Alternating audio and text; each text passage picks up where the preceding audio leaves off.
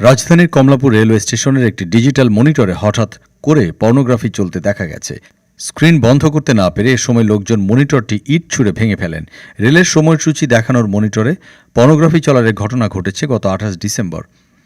বিষয়টির সত্যতা স্বীকার করেছেন স্টেশন মাস্টার শাহাদাত হোসেন। তিনি বলেন, রাত আনুমানিক 2টার দিকে ওই মনিটরে হঠাৎ পর্নোগ্রাফি চালু হয়ে যায়।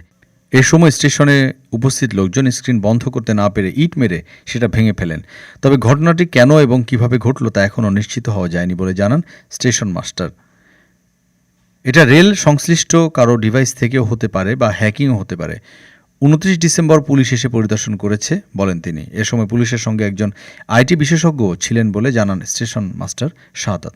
পুলিশ এটি তদন্ত করে বের করবে। এর আগে 26 অক্টোবর কমলাপুর রেল স্টেশন থেকে বের হওয়ার পথে গেটের ওপর লাগানো ডিজিটাল পর্দায় আওয়ামী লীগ জিন্দাবাদ লেখা দেখা গিয়েছিল। তখনও এই নিয়ে তোলপাড় হয়।